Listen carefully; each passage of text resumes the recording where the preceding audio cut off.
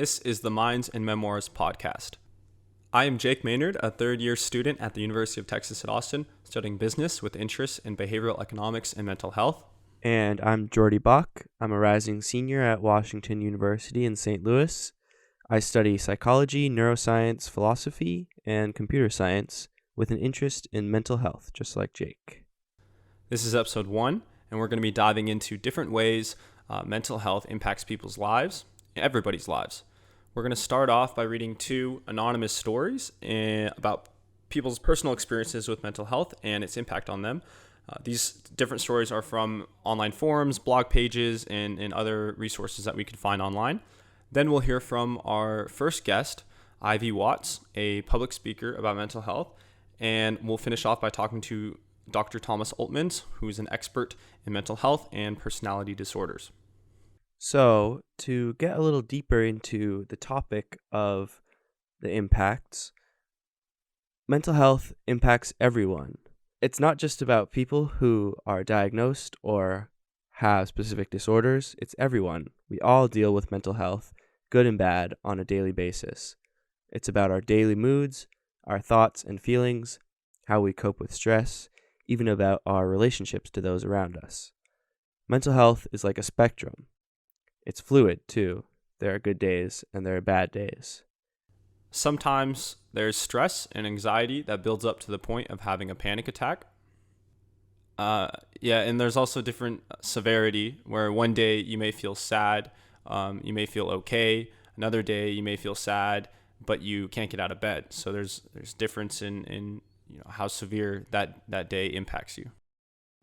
So, what do we mean by impacts? We're talking about how mental health influences the various aspects of our lives, like from our relationships to others, with our school and our work, and much more. So what we want to know is, if your mental health isn't doing so great, what does that mean for, say, your daily routine? How does your routine change or not change when you're struggling with mental health in one way or another? So we can kind of break it up into 2 categories. There can be external impacts and internal impacts. Mental health can change your long-term and short-term actions negatively, but it can also impact you internally in a way that feels hopeless, but is not affecting your life from the outside looking in. So, why are we talking about the impacts? Well, of course, mental health is important on its own, but understanding how it extends to other parts of our lives is a crucial part of the overall concept of mental health and how to manage it. If something seems off in a part of your life, recognizing that it might be because of your mental health struggles is an important first step to addressing both your mental health and that life issue in an effective way. We'll get into this more in episode 2, which is about the signs of mental health. Now that we've got some background, we are going to get into telling some stories. Our first story is about a girl's life and experience with mental health, found on NAMI's main website. NAMI stands for National Alliance on Mental Illness. The story is about a girl who grew up in a stable environment and had no apparent reason to struggle with mental health. But as she got older, she started noticing a change in her behavior. How she felt, thought, and acted began to differ. She sought attention, good or bad. She experienced extreme insecurity and a lack of self-confidence. Societal expectations began to drive her motivations in a way that always left her feeling unfulfilled. Her mental health worsened as the years went on and more impacts began to affect her. She obsessed over her weight and appearance. Eventually, she struggled with everyday tasks, including missing school and failing classes, sleeping throughout the day and crying a lot. She said, "But why? I was popular and pretty. I came from a great family. I was involved in cheerleading and dancing, and I had tons of friends. I had everything. So how could I feel so sad?"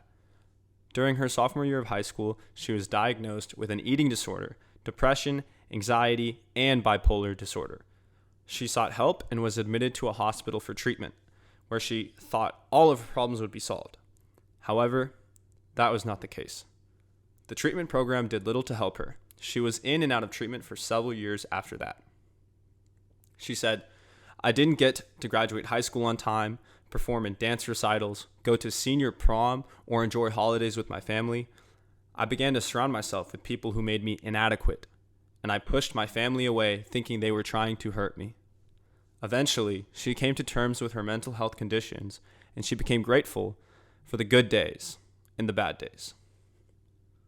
To recap, let's think about some of the impacts of her mental health that so heavily affected her life. She was hospitalized for treatment, meaning she couldn't go to school. She was separated from her normal life and from the people around her. She missed important life events like graduation, senior prom, and she was struggling in school, missing out in class, failing grades, and it was just holding her back because of it. Right, and these are the impacts that we've seen affect her.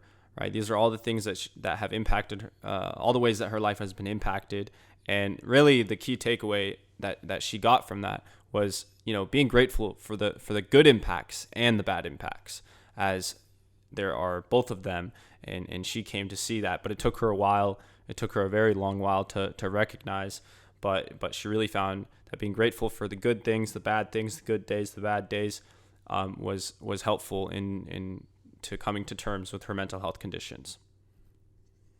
This next story from beyondblue.org is an anonymous forum post about a woman who struggles with mental health impacts internally. Instead of showing the ways mental health impacts your life for everyone to see, this story showcases the internal impacts mental health can have on your life, even when everything on the outside seems perfect.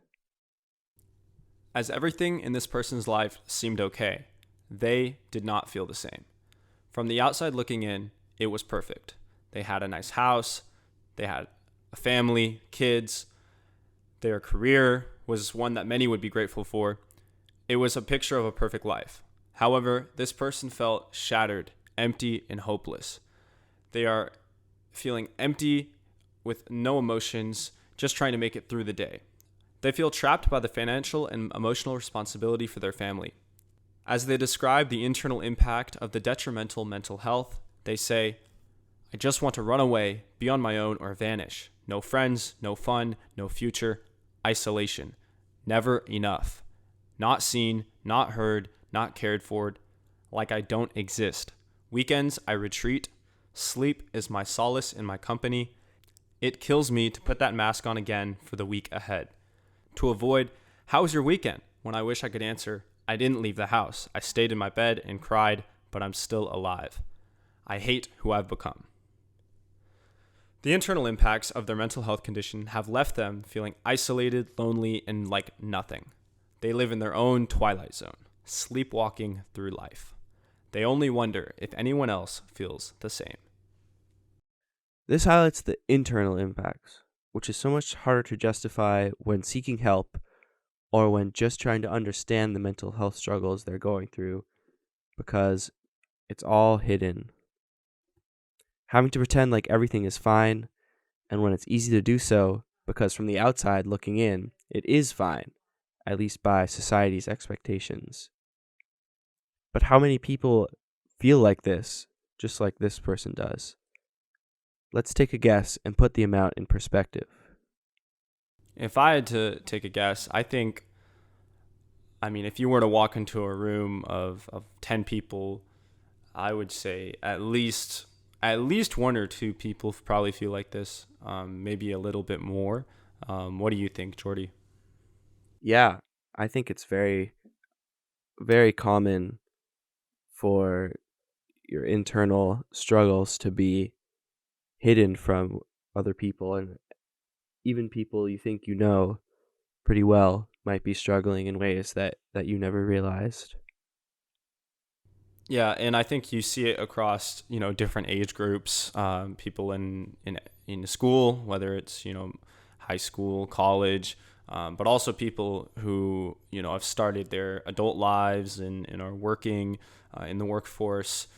They get stuck in their job, they get stuck, with a family, and it really, it kind of takes a toll because you kind of feel trapped, but you have to pretend like, oh, look, from the outside, everything seems great. It seems perfect. I have a family, I have the job, yada, yada. But at the end of the day, internally, they're suffering. And it's so hard. It's so hard to tell how many people are like that. The number is probably much higher than anyone can really estimate. So Yeah, and there's this stigma around mental health where people are embarrassed to talk about it. They don't want to seem weak. They don't want to they don't want to seem weak, and so they hold it in, and they never get to let their feelings out and try to get help.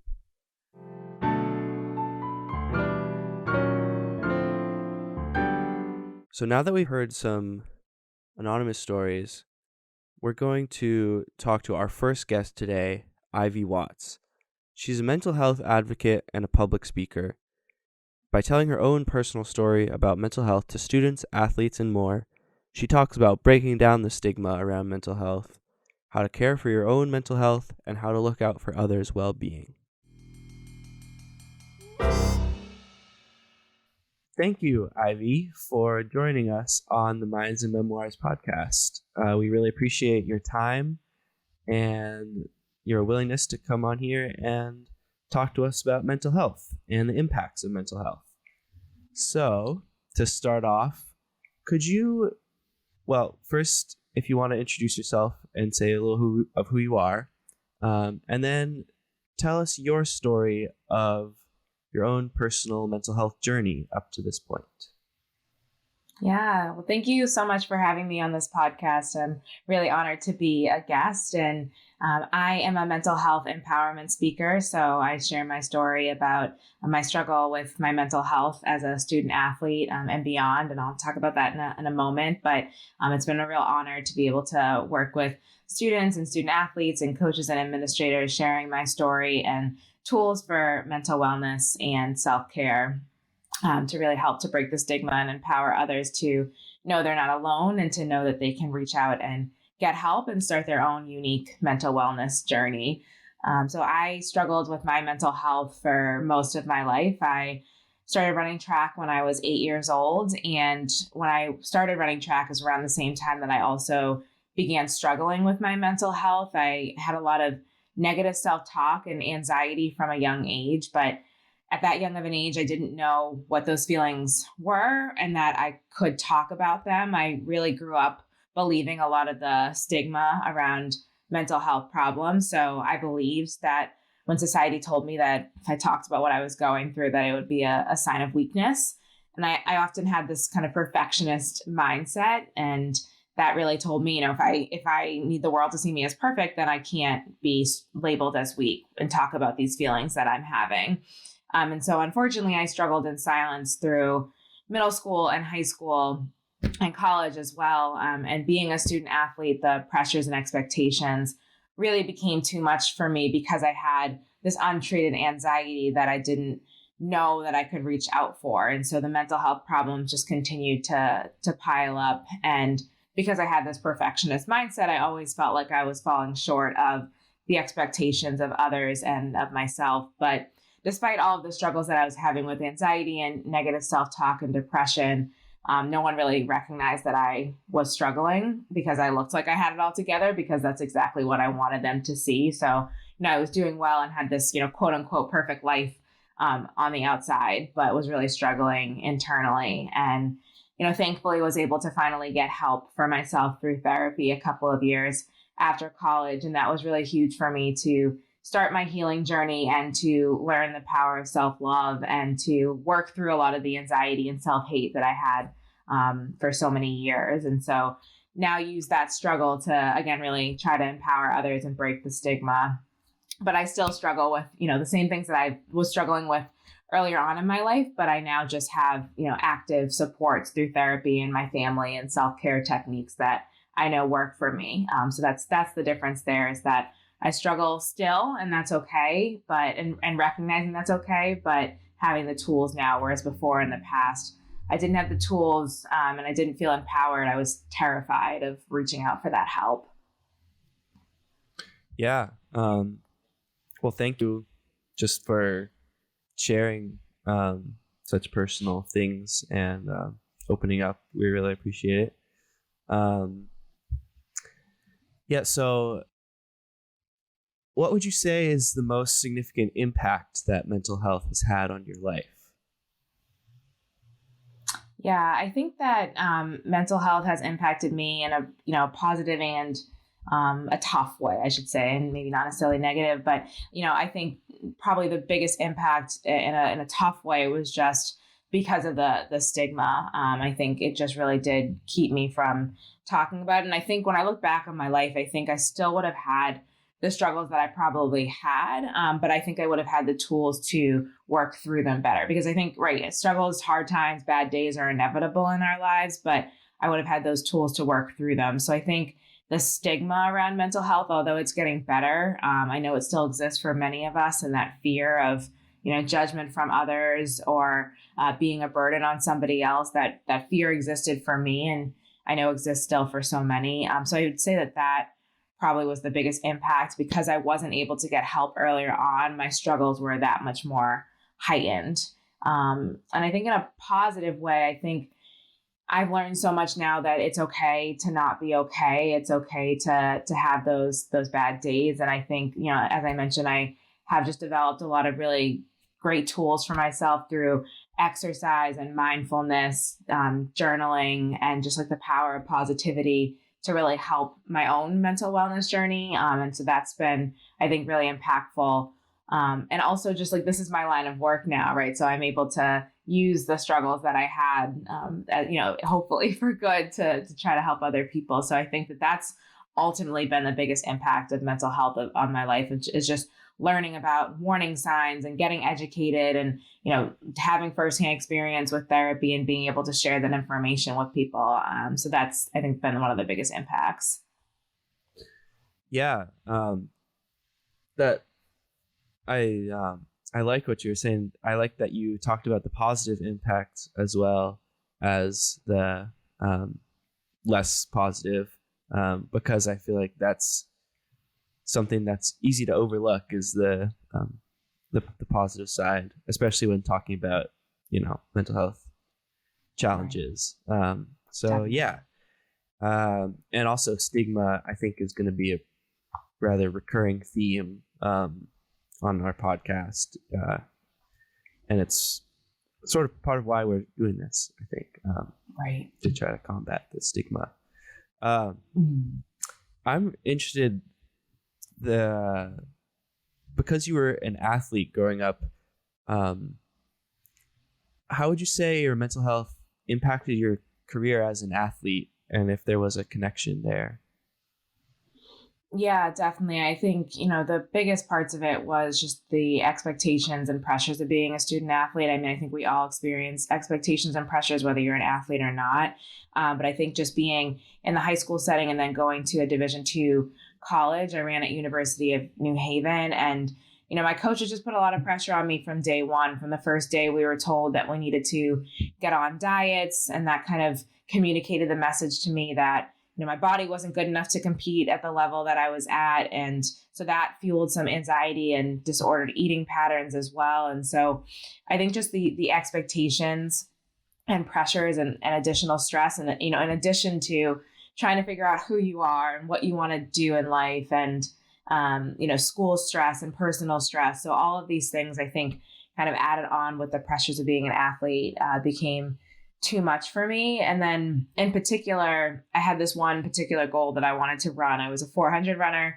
And so my goal was to run 54 seconds in the 400. And I had told myself that if I didn't, run this time that I said was like a perfect time, that my, entire track career would be worthless. So like from day one, like my coaches are telling me, you need to run this time. I'm telling myself I need to run this time. And so like, it's like all this pressure going into this one time, and all this like self-worth going into this time as well. And so every time I wasn't running that time, I just continued to feel like a failure. And I think my anxiety and the negative self-talk that I had, unfortunately, kept me from running that time. Even though I was physically capable of running 54 seconds, my mental state was just so negative, weighing me down, right? Because they're so interconnected, our mental health and our physical health. And so I was struggling so deeply mentally that it was keeping me from competing at the level that I could have. So I think that was definitely a big connection there too, of the impact of my mental health on my athletic performance. Yeah. Yeah. Wow. It's true. I mean, I played baseball in high school, and I can relate to the high pressure placed on student athletes, because you have the pressure of school and then the pressure from your coaches. And yeah, it's a lot. Yeah. So I know you're now a public speaker, like you mentioned.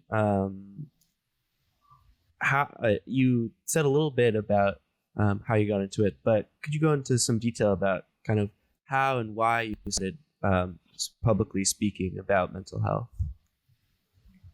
Yeah, good question. So after I was able to finally get help for myself, I really wanted to just figure out how I could share with others like the same healing benefit that I was getting through therapy and self-love and just like the self-work that I was doing. And I really just wanted to know how I could just help others to feel that same way and to feel less alone. Because I know when I was in my struggle, I felt that I was alone and that no one was going to understand.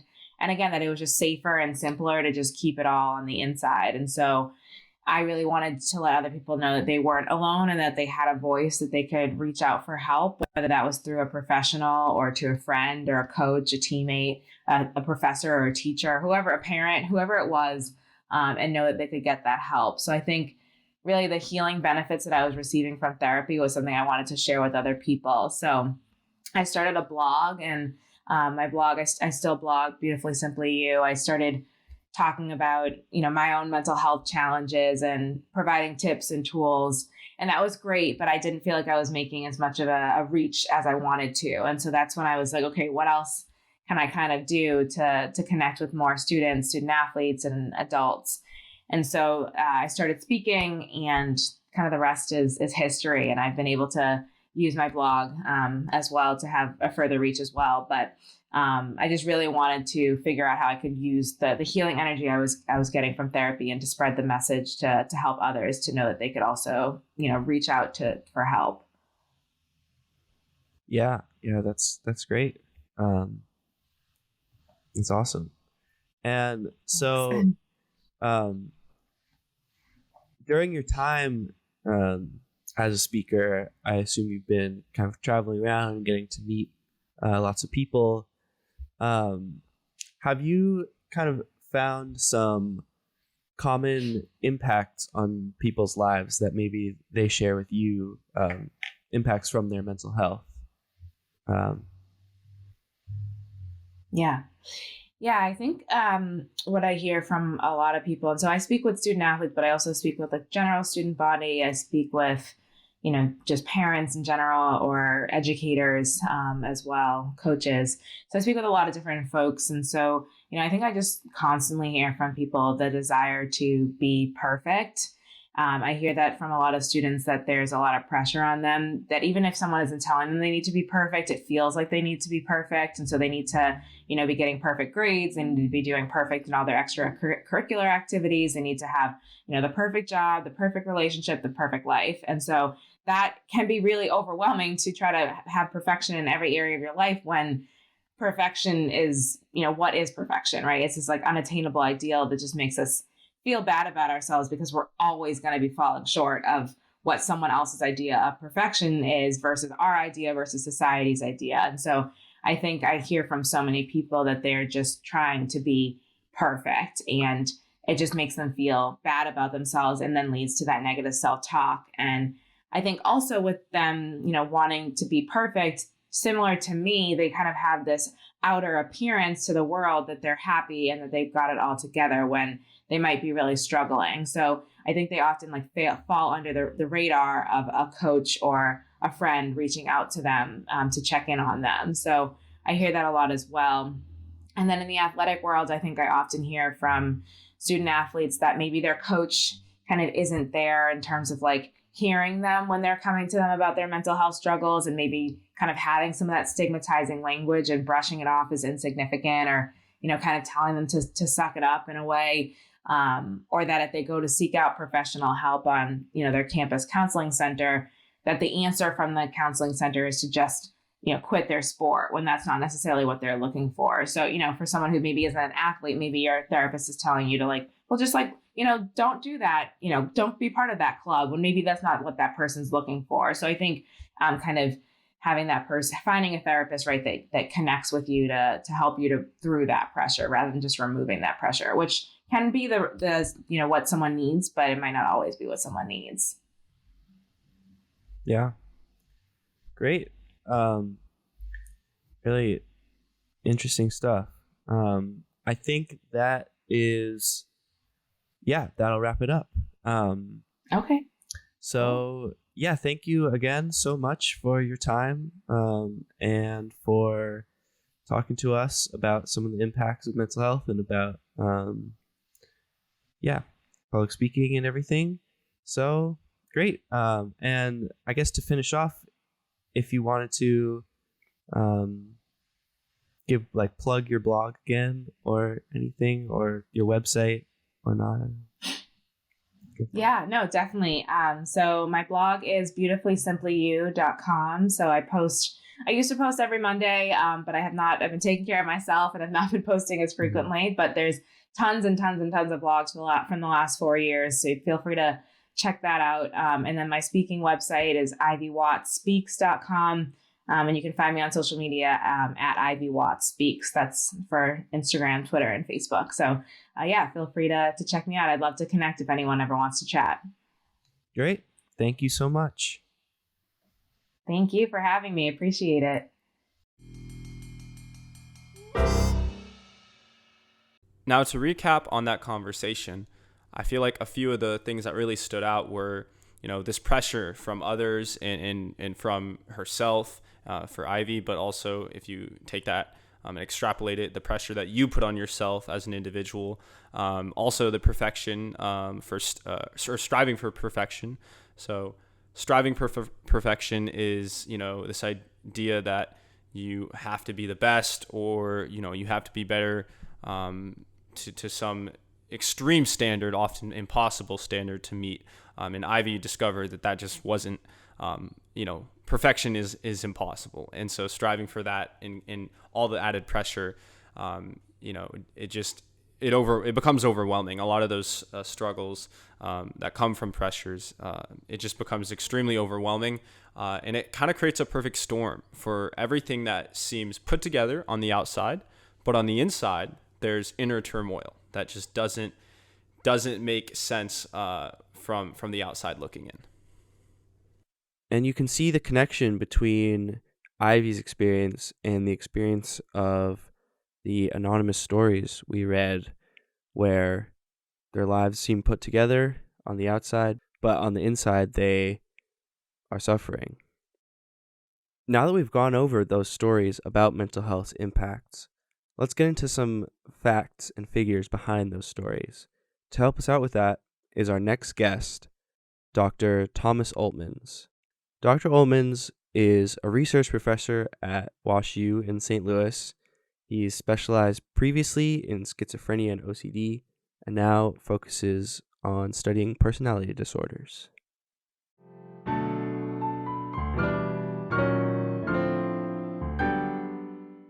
Yeah, welcome, Dr. Oltmanns, to the Minds and Memoirs podcast.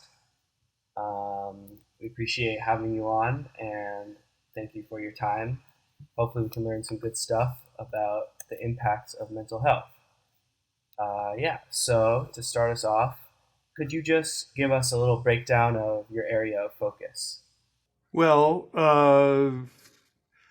I'm a college professor. I work at WashU. I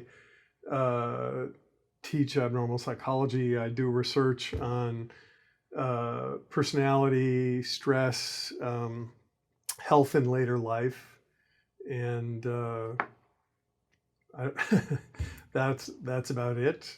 My career began in the field of schizophrenia research, so my work has kind of cut the gamut from things that are considered to be very serious forms of psychopathology to problems that don't necessarily lead to treatment on a high frequency basis, but I nevertheless think they're important issues. That's great. So our first question is, in what ways are personality disorders different from other kinds of mental health disorders? Yeah, that's a good question. Um, Let me start by saying that for all of the different kinds of mental disorders that you might think about on a regular basis, I mean, major depression, substance use disorders, even schizophrenia, obsessive compulsive disorder, these are all things that are really dimensional in nature. So there are people that have little sort of tendencies in those directions. There are people that are sort of moderately affected, and then there are people that are severely affected. So it's not like people either do or don't have a mental disorder. They have various manifestations, and that's true in the realm of personality disorders too. So the fact that personality disorders sort of shade from kind of unusual, quirky personality characteristics out to things that are more obvious, that doesn't really distinguish them from other kinds of mental disorders. I think maybe the thing that is the biggest difference is that for the most part, people with personality disorders aren't in immediate need of treatment. I mean, a person who's in the midst of a manic episode, or a person with schizophrenia who is in a psychotic episode, those people kind of really need immediate treatment and some kind of major treatment. Same for a major episode of depression. But for most personality disorders, these are people who can get by and function on a daily basis without treatment. And I think that doesn't necessarily mean that treatment isn't warranted. It just makes them a little different. Gotcha. Okay. What are some specific ways that people's lives are impacted by personality disorders or mental health disorders in general? Yeah, really important question, because I think the ways in which people's lives are affected is sort of it's the fundamental issue that involves defining and classifying mental disorders. So, there are really interesting debates and arguments about these things across the spectrum of all different mental disorders. I think in the world of personality disorders, they are mostly known for disrupting interpersonal relationships. So they get in the way of family activities and marital relationships. They get in the way of working with other people harmoniously in occupational settings. They're just really disruptive. And something that we talked about a couple of days ago is that one way in which personality disorders are really important is that they can get in the way of establishing a therapeutic relationship with a psychiatrist or psychologist, other kind of mental health workers. Engaging in psychological interventions requires a close, trusting, working relationship. And patients who show different kinds of manifestations of personality disorders understandably have more trouble moving ahead in that way, and it makes treatment more difficult. Right. That's interesting.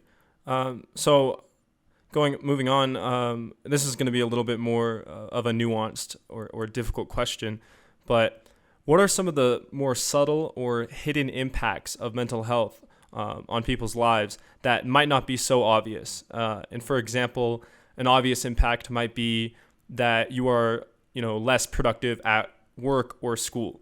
But, what might be some of the more subtle or hidden impacts that people, don't realize?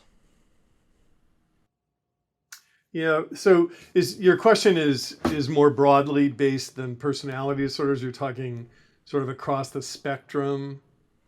Yeah, I guess. I mean, you could focus on personality disorders if you know of something that you've seen frequently, but otherwise, general can work as well. Well, at the broadest level, I think you know, pe- people who experience mental disorders understandably become distressed and puzzled and self-conscious about these experiences.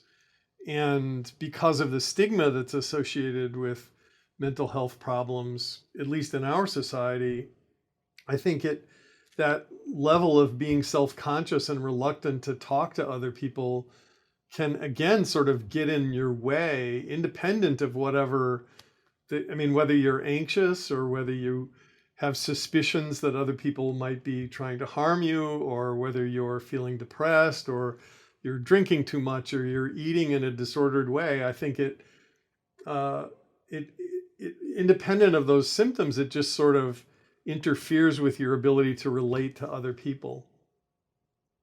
Interesting.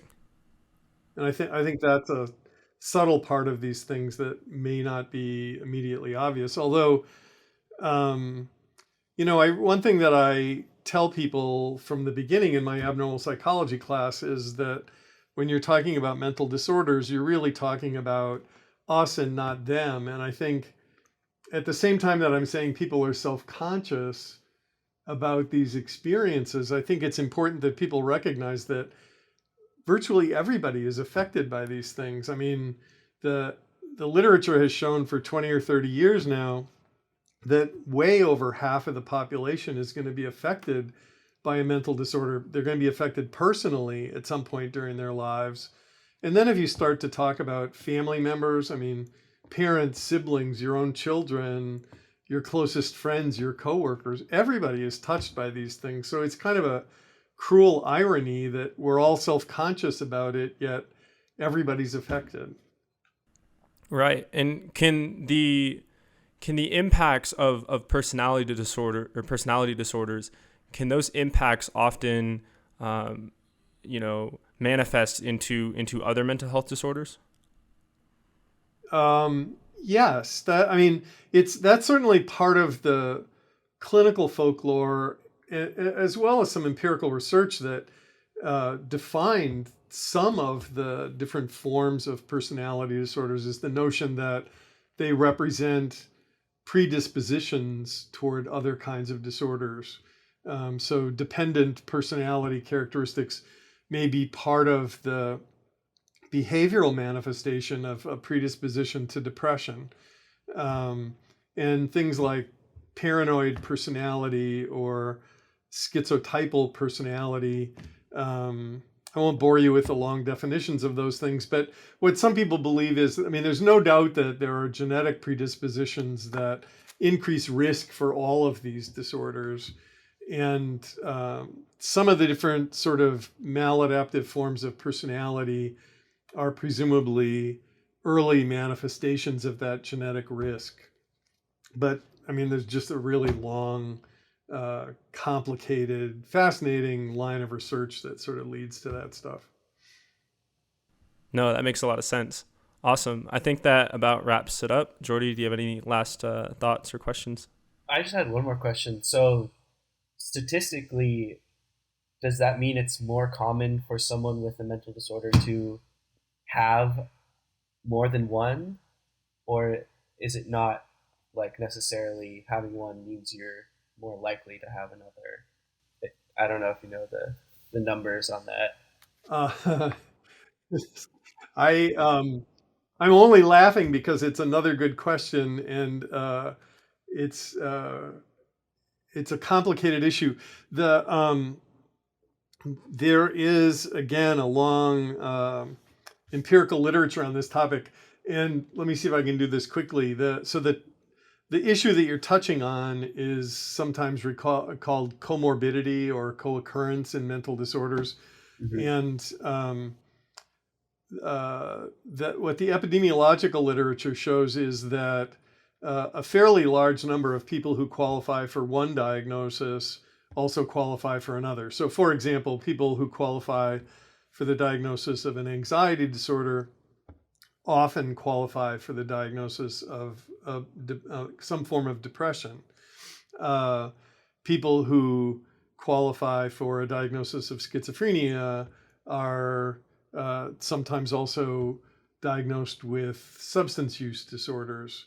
There's all kinds of overlap. And an interesting thing in that literature is that if you want to start counting things in that way, it makes it all seem kind of artificial, and you can start arguing about thresholds. But if you do start counting things up that way and identify people who have 3 or more disorders, whatever that means, those are the people who are most seriously in need of mental health treatment. So people, let's say a person would qualify for a diagnosis of social anxiety disorder.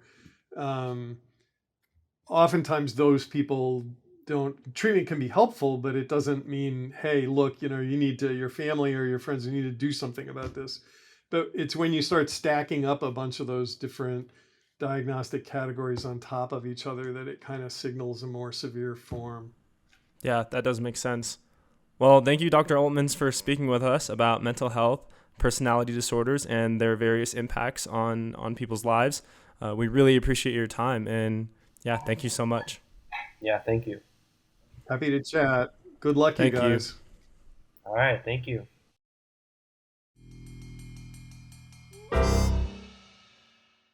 Yeah, that was a great conversation with Dr. Oltmanns, and I feel like there's really 3 main takeaways that we can come out from that conversation. And the first one is the impacts are more on, or the impacts of mental health are more on interpersonal relationships. People with personality disorders especially struggle to maintain healthy relationships. The second main takeaway that we really can take from that conversation is personality disorders aren't quite as debilitating as other mental health disorders.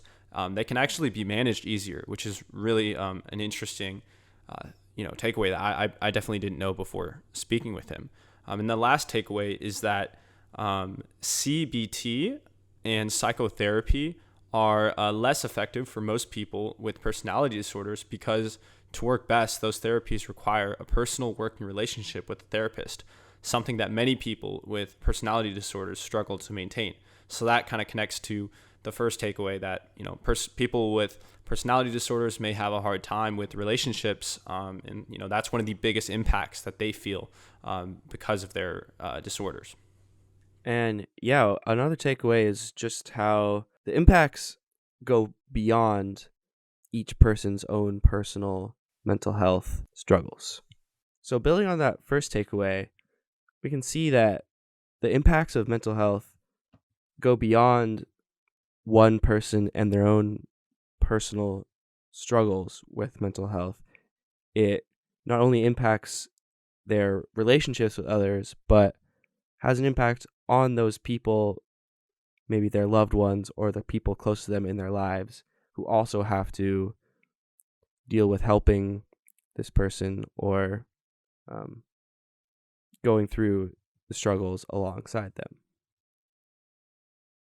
In this episode of the Minds and Memoirs podcast, we discuss the different impacts of mental health on your life: external, internal, positive, negative, and everything in between. We spoke with Ivy Watts and heard her story about mental health, and we spoke with Dr. Oltmanns, a professor from WashU, to discover more about the impacts of mental health. In the next episode, we ask ourselves how we know what mental health issues we are dealing with. What are the signs and symptoms to look out for? And we hear from new guests to understand how the signs relate to the various states of our mental health. Once again, this is the Minds and Memoirs podcast. Check out our website, mindsandmemoirs.com, for more information.